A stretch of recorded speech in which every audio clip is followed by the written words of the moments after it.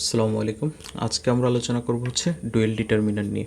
তো dual determiner জিনিসটা হচ্ছে সেই ডিটারমিনারগুলোকে আমরা বলবো যেগুলো হচ্ছে আমার কাউন্টেবল এবং আনকাউন্টেবল দুটো নাউনের পূর্বেই সাধারণত বসতে পারে। তো আনকাউন্টেবল এবং কাউন্টেবল ডিটারমিনার বা হচ্ছে নাউন এইগুলোর ক্লাস আমি অলরেডি অনেক আগেই নিয়ে ফেলেছি। আজকে জাস্ট ডুয়েল ডিটারমিনারের দুইটা ডিটারমিনার নিয়ে কথাবার্তা বলবো, একটা হচ্ছে অল আর একটা হচ্ছে হাফ। তো মানে মোস্ট ইম্পর্ট্যান্ট এই দুইটা। তো অল অল যখন বস্তুর ক্ষেত্রে বসে তাহলে এর ভার্বটা হয় সিঙ্গুলার, আর অল যদি ব্যক্তির জন্য বসে তাহলে ভার্বটা হবে প্লুরাল। ওকে, যেমন এক্সাম্পল দেখি আমরা, অল লাভ নাকি লাভস হবে ফাইম।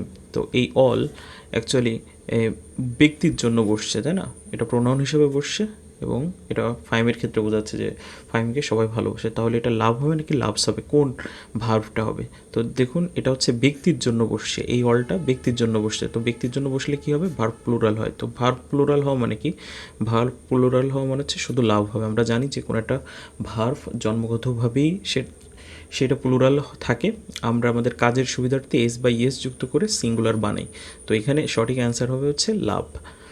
আচ্ছা, পরেরটা আমরা দেখি যে অল ইজ নাকি আর হবে, কোনটা? ইটেন বাই ক্রো।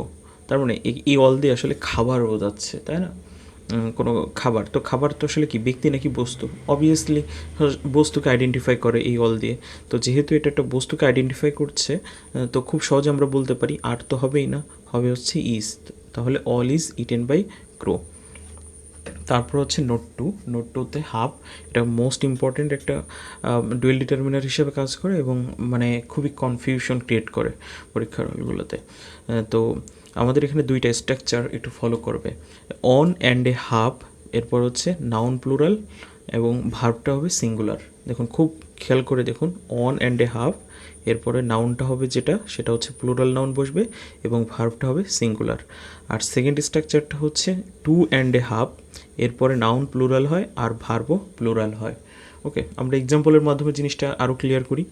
এখানে দুইটা এক্সাম্পল, দুইটা স্ট্রাকচার রিলেটেড।